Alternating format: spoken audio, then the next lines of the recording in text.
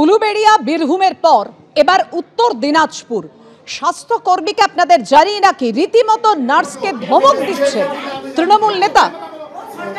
মহিলা স্বাস্থ্যকর্মীকে ধমক তৃণমূলের জেলা সভাপতি কানাইয়ালাল আগরওয়ালের বিরুদ্ধে। দেখুন,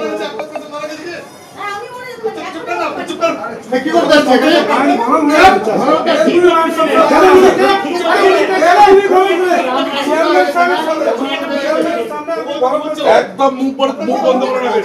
সেটা আপনাকে দেখতে হবে না, সেটা দেখা যায় আপনাকে দেখতে হবে। মুক্তা বন্ধ করেন, মুক্তা বন্ধ করেন। চেয়ারম্যানের সঙ্গে তর্ক করছেন, চেয়ারম্যানের সঙ্গে তর্ক করছেন। বাধ্য হয়ে বলছি, আমি একজন সিনিয়র পার্সন, আমাকে একটা সিস্টার ইনচার্জের ডিউটি দেওয়া হয়েছে। আমার স্টাফকে যদি বাইরের লোক এসে কিছু বলে, আমি তো তার পাশে দাঁড়াবো, আমার স্টাফের পাশে। সেই হিসাবে আমি আমার কর্তব্যটুকু করেছি। উনি বলছেন আমি নাকি খারাপ বিহেভ করেছি। কমপ্লেন করেন, আমার কিছু করার নেই, কিন্তু আমার দিক থেকে আমি বলবো আমি কোনো অন্যায় কাজ করিনি। আর পেশেন্টের ওষুধ ইঞ্জেকশনের ব্যাপারটা ওরা আমাদের স্টাফরাই করে। আমি ওই মুহূর্তে পেশেন্ট পার্টি গন্ডগোল করছিল দেখে আমি যেহেতু অন ডিউটি সিস্টার ইনচার্জ, আমি গিয়েছিলাম। এবার এই পরিস্থিতিতে উনি এখন আমার ব্যবহার খারাপ নিয়ে যদি বলেন, পেশেন্ট মৃত্যুর সাথে আমার ব্যবহারের কি যোগাযোগ আমি জানি না। উনি যদি বলেন যে আমার উপর স্টেপ নেবেন, এবং আমার উপর স্টেপ নিলে যদি এই হসপিটাল পুরোপুরি উন্নতি হয়ে যায়, সব পেশেন্ট ঠিক মতো ট্রিটমেন্ট হয়, কেউ না মরে, ঠিক আছে, উনি আমাকে স্টেপ নিন, আমাকে ট্রান্সফার করে দিন, যা করবেন উনি করুন। সরকারি হাসপাতালের নজরদারি নিয়েই প্রশ্ন তুললেন মুখ্যমন্ত্রী মমতা বন্দ্যোপাধ্যায়। কেন চুক্তিভিত্তিক এই কর্মীদের অতীত অপরাধের দায় সরকার নেবে? নিরাপত্তা রক্ষী নিয়োগে আগে নজর দিক সংস্থাগুলি। বৈঠক চলাকালীন ফোনে একাধিক পরামর্শ দেন মুখ্যমন্ত্রী মমতা বন্দ্যোপাধ্যায়। এসএসকেএমে যে যৌন নির্যাতনের অভিযোগ উঠেছে নাবালিকাকে, মুখ্য সচিবের সঙ্গে স্বাস্থ্যকর্তাদের বৈঠকে প্রশ্ন তুললেন মুখ্যমন্ত্রী সরকারি হাসপাতালের নজরদারি নিয়ে। খোদ মুখ্যমন্ত্রীর প্রশ্নের মুখে সরকারি হাসপাতালের নজরদারি, সরকারি হাসপাতালের নিরাপত্তা।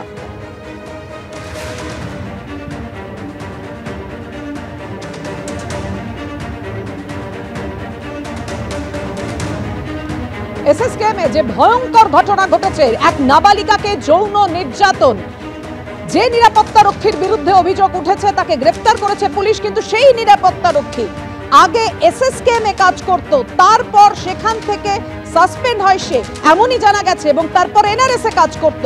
সে কি করে এসএসকেএম হাসপাতালে ঢুকলো?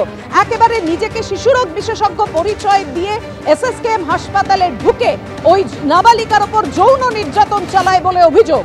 আর এই ভয়ঙ্কর ঘটনায় তোলপাড় গোটা রাজ্য। আজকে বৈঠকে বসে মুখ্য সচিব, রাজ্য পুলিশের ডিজি এবং পুলিশ কমিশনার, বিভিন্ন সরকারি হাসপাতাল, মেডিকেল কলেজের অধ্যক্ষদের নিয়ে। সেখানেই ফোনে পরামর্শ দিলেন মুখ্যমন্ত্রী।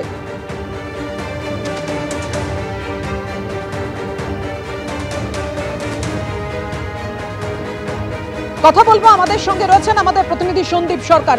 সন্দীপ, খোদ মুখ্যমন্ত্রীর প্রশ্নের মুখে সরকারি হাসপাতালের নিরাপত্তা, নজরদারি, ঠিক কি কি পরামর্শ দিলেন মুখ্যমন্ত্রী মমতা বন্দ্যোপাধ্যায়, এবং কোন কোন বিষয়গুলো নিয়ে মুখ্যমন্ত্রী প্রশ্ন তুলেছেন?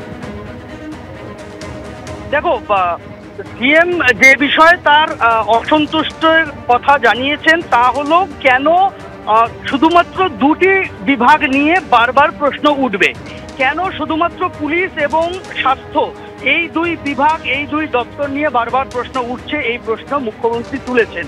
এবং তার পাশাপাশি এটাও বলা হয়েছে যে সরকারি হাসপাতালের নিরাপত্তা যেন অটুট থাকে, নিরাপত্তা যাতে বিঘ্নিত না হয়, বাইরের লোক, বহিরাগত লোক, আনঅথরাইজড লোক যাতে হাসপাতালের ভেতরে ঢুকতে না পারে, সেই বিষয়টা নিশ্চিত করতে নির্দেশ দিয়েছেন মুখ্যমন্ত্রী। 5 দফা ব্যবস্থা নেওয়ার নির্দেশ দেওয়া হয়েছে। এক হচ্ছে, হাসপাতালের ভেতরে সেফটি সিকিউরিটি বাড়াতে হবে। 2, নন গভর্নমেন্ট লোকজন, অর্থাৎ নন গভর্নমেন্ট লোকজন মানে সরকারি হাসপাতালের ভেতরে প্রত্যেক দিন নানান বেসরকারি সংস্থার লোকজন ঢোকেন। কারা তারা? পিপিপি মডেলে তৈরি সিটি স্ক্যান, এমআরআই, ডিজিটালে তৈরি CT scan, MRI, digital X-ray, dialysis unit, ন্যায্য মূল্যের ওষুধের দোকান, তাদের কর্মচারী তাদের কর্মচারী, এই সমস্ত বিভাগের যারা লোকজনরা ঢোকেন তারা পিডব্লিউডি সিভিল এবং ইলেকট্রিক্যাল বিভাগের লোকজন, পিডব্লিউডি সিভিল এবং ইলেকট্রিক্যাল বিভাগের থেকে বেসরকারি যে সমস্ত সংস্থা ভেন্ডার পায় তাদের সেই সমস্ত বেসরকারি সংস্থার লোকজন, বেসরকারি নিরাপত্তা এজেন্সির কর্মচারী, বেসরকারি সাফাই সংস্থার কর্মচারী, এরাই হচ্ছে মূলত সরকারি হাসপাতালে প্রত্যেক দিন ঢোকেন যারা বেসরকারি সংস্থার কর্মচারী, কিন্তু সরকারি কর্মী তারা নন, কিন্তু তাদের কাজের ক্ষেত্র হচ্ছে সরকারি হাসপাতাল। তারা কারা? তাদের পুলিশ ভেরিফিকেশন সার্টিফিকেট হাসপাতালের কাছে জমা থাকতে হবে। যারা এতদিন ধরে এত বছর ধরে কাজ করছেন তাদের পুলিশ ভেরিফিকেশন সার্টিফিকেট অর্থাৎ তাদের যে সমস্ত রেকর্ড রয়েছে সেগুলো যাচাই করে পুলিশ ভেরিফিকেশন সার্টিফিকেট তাদেরকে হাসপাতালে জমা দিতে হবে। যারা প্রত্যেক দিন নানান প্রয়োজনে সরকারি হাসপাতালে কাজ করেন কিন্তু তারা সরকারি কর্মচারী নন, এই বিষয়টা নিশ্চিত করা হচ্ছে, এই বিষয়ে নির্দেশ দেওয়া হয়েছে। এর পাশাপাশি যারাই কাজ করবেন, সরকারি কর্মচারী হন, সরকারি ডাক্তার, নার্স, স্বাস্থ্যকর্মী হন বা বেসরকারি সংস্থার কর্মী হন, তাদেরকে সচিত্র পরিচয়পত্র গলায় ঝুলিয়ে ডিউটি করতে হবে। এর পাশাপাশি বলা হয়েছে যে এই যে নিরাপত্তার কড়াকড়ি, এই নিরাপত্তার কড়াকড়িতে যাতে সরকারি হাসপাতালের ভেতরে উন্নয়নমূলক কাজ মার না খায়, ব্যাহত না হয়, এই নিরাপত্তার কড়াকড়ির জেরে সেটাও কিন্তু নিশ্চিত করতে বলা হয়েছে হাসপাতালগুলিকে। এবং বলা হয়েছে যে স্বাস্থ্যসাথীর সুবিধা যাতে সরকারি হাসপাতালে সবাই পান সেটাও নিশ্চিত করতে হবে।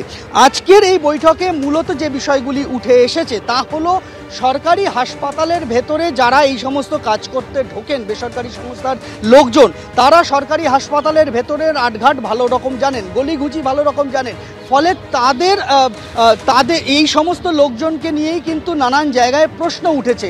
এসএসকেএম হাসপাতালেও কিন্তু এ ধরনেরই নিরাপত্তা এজেন্সির লোক শারীরিক নিগ্রহ, যৌন নিগ্রহের ঘটনা ঘটিয়েছে বলে অভিযোগ সামনে এসেছে।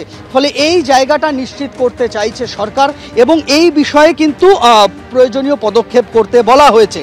তবে হ্যাঁ, এটাও ঠিক যে আরজিকর কাণ্ডের পরবর্তীতে যে সমস্ত নিরাপত্তা এজেন্সি মারফত বেসরকারি নিরাপত্তা রক্ষী নিয়োগ হয়েছিল সরকারি হাসপাতালে সেই সমস্ত নিরাপত্তা কর্মীরা তাদের কিন্তু পুলিশ ভেরিফিকেশন সার্টিফিকেট আছে, যাদের নেই তাদেরকে কিন্তু এবার জমা দিতে হবে।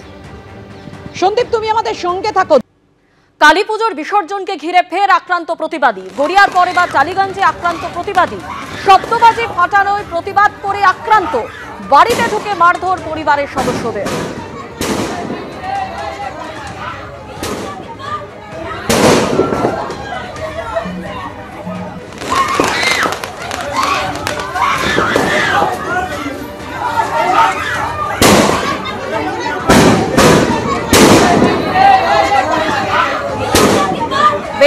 পরিবারের সদস্যদের মারধর টালিগঞ্জ থানা এলাকার শাহানগরের ঘটনা। কালীপুজোর বিসর্জনের সময় বাড়ির সামনে শব্দবাজি ফাটানোর প্রতিবাদ করেন পরিবারের সদস্যরা। প্রতিবাদ করায় বেল্ট দিয়ে মারধর, পরিবারের সদস্যদের বেল্ট দিয়ে মারধর পুজোর উদ্যোক্তাদের।